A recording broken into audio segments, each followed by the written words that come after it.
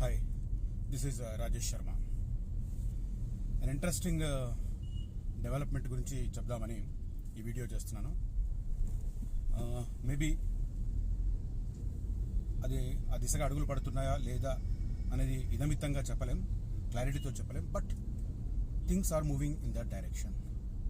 So ఏ విషయంలో ఏ థింగ్స్ మూవ్ అవుతున్నాయి, ప్లీజ్ వాచ్ దిస్ వీడియో, పూర్తిగా చూడండి. I will reveal all the details.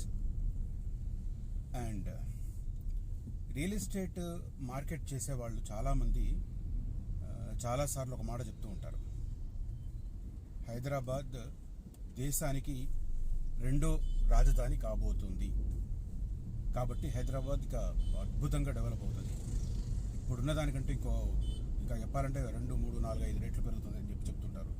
నేను ఇట్లాంటివి అక్కడక్కడ రియల్ ఎస్టేట్ సమావేశాల్లో వాటిల్లో ఎవరైనా మాట్లాడుతుంటే విని నవ్వుకుంటాను. అసలు ఏమాత్రం పాసిబిలిటీ లేని అంటే ఏ రకంగాను ఒకటే ఏం చెప్తారంటే సౌత్ ఇండియాలో ఒక క్యాపిటల్ ఉండాలి అని. ఎక్కడ అది రాజ్యాంగంలో రాసి పెట్టలేదు కదా సౌత్ ఇండియాలో ఒకటి ఉండాలని.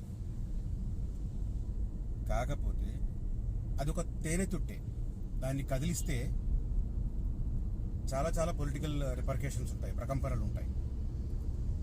ఉదాహరణకు హైదరాబాద్ తెలంగాణకు సంబంధించిన అస్తిత్వం అనేది తెలంగాణకు సంబంధించిన ప్రతి ఒక్క వ్యక్తి లోపల నాటుకుని ఉంటుంది. అలాంటి దాన్ని నేషనల్ క్యాపిటల్, సెకండ్ క్యాపిటల్ చేయాలి అంటే కేంద్రం కొన్ని చర్యలు తీసుకోవాల్సి ఉంటుంది. ఫస్ట్ ఆఫ్ ఆల్ ఢిల్లీ గురించి తెలుసుకుందాం. ఢిల్లీ ఎన్సీఆర్ అంటారు, national capital region. NCR region అంతా కంప్లీట్గా సెంట్రల్ గవర్నమెంట్ గుప్పిట్లో ఉంటుంది, అందుకే ఢిల్లీకి లెఫ్టినెంట్ గవర్నర్ పెడతారు. సో అట్లా హైదరాబాద్ను కనుక రెండో రాజధాని చేయాలంటే హైదరాబాద్ను కొంత ప్రాంతాన్ని సెలెక్ట్ చేసి దాన్ని సెంట్రల్ గవర్నమెంట్ గుప్పిట్లో పెట్టుకోవాల్సి వస్తుంది. సో ఇండైరెక్ట్గా అది కేంద్ర పాలిత ప్రాంతంగా కొంత జోన్ కావచ్చు, ఎంటైర్ కాకపోయినా కూడా చేయాల్సి వస్తుంది. మరి అలాంటి ప్రయత్నాలు చేస్తే తెలంగాణలో రాజకీయ ప్రకంపనలు రావా? మినిమం నాలెడ్జ్ ఉన్న వాళ్ళు తెలిసిపోతుంది. First of all BRS start చేస్తుంది. కేంద్రంలో ఏ పార్టీ అధికారంలో ఉంటే ఆ పార్టీ, అఫ్ కోర్స్ ప్రస్తుతం బీజేపీ ఉంది కాబట్టి బీజేపీని తెలంగాణకు సంబంధించి హైదరాబాద్ అస్తిత్వాన్ని దూరం చేయడానికి, హైదరాబాద్ సిటీని తెలంగాణ నుంచి దూరం చేయడానికి ప్రయత్నాలు, కుట్రలు చేస్తుందని చెప్పి రాజకీయపరమైన కామెంట్స్తో స్టార్ట్ చేస్తాం. ఇంకా అది ఎటైనా వెళ్ళొచ్చు మళ్ళీ, ఎందుకంటే తెలంగాణ ఉద్యమం చూసాం కదా మనం. ప్రతి ఒక్కరికి హైదరాబాద్ అనేది ఒక ఆత్మాభిమానంతో ముడిపడి ఉన్నది. 10 ఏళ్ళు 2 రాష్ట్రాలకు ఉమ్మడి రాజధానిగా చేస్తేనే చాలామంది తెలంగాణ బదులు దాన్ని తప్పుపట్టిన పరిస్థితి. అఫ్కోర్స్ 10 ఏళ్ళు చూస్తుండగా గడిచిపోయింది. ఇప్పుడు తెలంగాణకు హైదరాబాద్ రాజధానిగా ఉంది. హైదరాబాద్ ఇప్పుడు ఒక్క తెలంగాణకు మాత్రానికి రాష్ట్రం.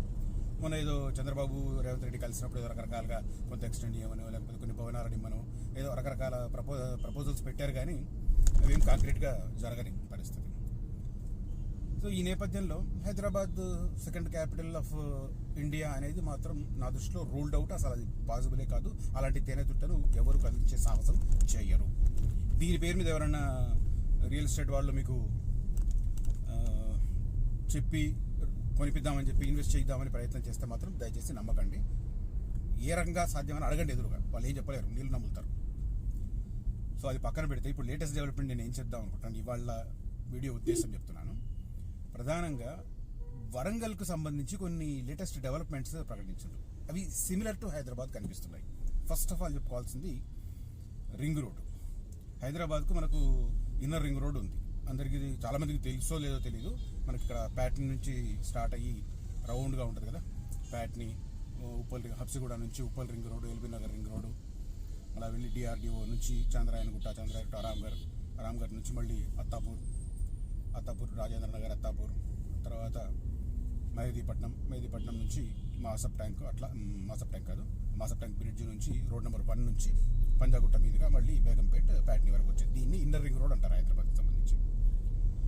తర్వాత అవుటర్ రింగ్ రోడ్ మనందరికీ తెలుసు, గత 15 సంవత్సరాల్లో ఎలా గేమ్ చేంజర్ అయింది హైదరాబాద్కు అవుటర్ రింగ్ రోడ్ అనేది. అఫ్ కోర్స్ ఇప్పుడు రీజనల్ రింగ్ రోడ్ ప్రతిపాదనలో ఉంది. మరి అది ఎప్పటికీ కార్యరూపం దాలుస్తుంది. దానికి సంబంధించి నేను సపరేట్ వీడియో చేశాను. ఈ వీడియో నచ్చితే ఆ వీడియో కూడా చూడండి దయచేసి. ఇక వరంగల్కు సంబంధించి ఇప్పుడు లేటెస్ట్గా ఇన్నర్ రింగ్ రోడ్ ఒకటి ప్రపోజ్ చేశారు, అదే రకంగా అవుటర్ రింగ్ రోడ్ ప్రపోజ్ చేశారు. ఇవి రెండు సిమిలర్ టు హైదరాబాద్. దీన్ని చూస్తే ఒక ఆలోచన వస్తుంది. హైదరాబాద్తో పాటు తెలంగాణకు ఒక ఆల్టర్నేట్ రాజధానిగా వరంగల్ని డెవలప్ చేయబోతోంది రేవంత్ రెడ్డి ప్రభుత్వం అనేది ఒక ఇండికేషన్. క్లియర్ కట్గా చెప్పలేము. కాకపోతే ఆల్టర్నేట్ అనేది ఒక ప్రిపరేషన్ మాత్రం కనిపిస్తుంది ఖచ్చితంగా. ఇవి రెండే కాదు, ఒక మెగా టెక్స్టైల్ పార్క్ పెట్టారు, Kakatiya mega textile park. So ఎక్కువ స్థాయిలో అక్కడ ఉద్యోగాల కల్పన కోసం అనేది ఒక లక్ష్యం. అది తర్వాత వరంగల్ అంటే మనకు అందరికీ గుర్తొచ్చేది అమ్మవారి టెంపుల్. ఆ టెంపుల్కి సంబంధించి కూడా చాలా భారీ ఎత్తున ఒక డెవలప్మెంటల్ యాక్టివిటీస్ తీసుకోబోతున్నారు. వీటితో పాటు ఇన్స్టిట్యూట్స్ పరంగా కూడా పెద్ద ఎత్తున జాతీయ విద్యా సంస్థలను, అదే రకంగా పెద్ద రాష్ట్ర స్థాయి విద్యా సంస్థలను అక్కడ ఏర్పాటు చేయడానికి కూడా ప్రభుత్వం సిద్ధమవుతుంది. లైక్ మొన్న ఇక్కడ హైదరాబాద్లో skill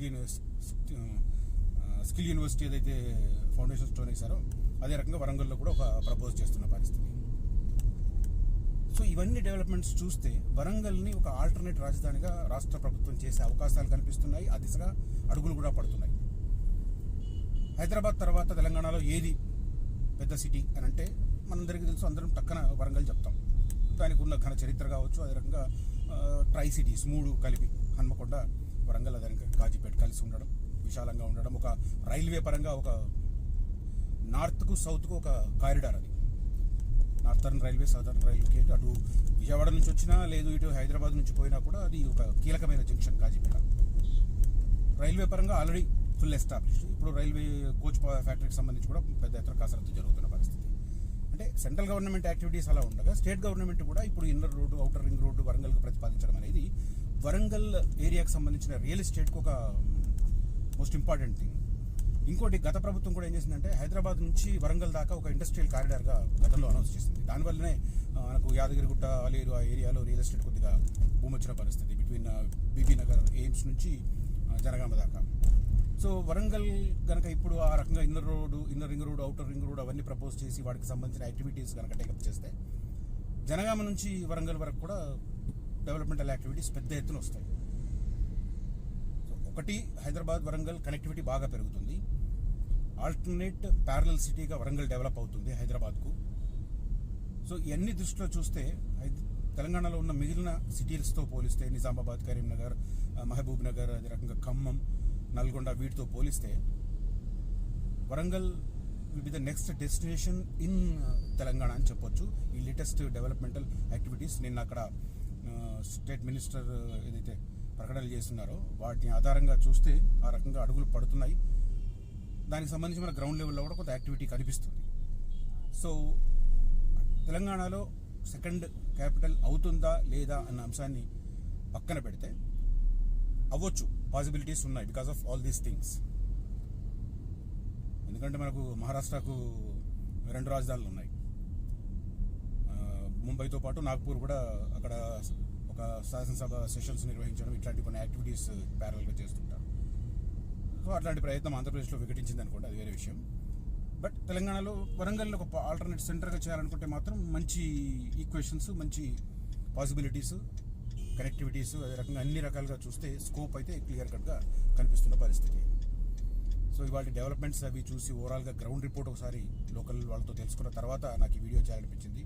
so if you like my observation, please like this video and share your circles. Thank you.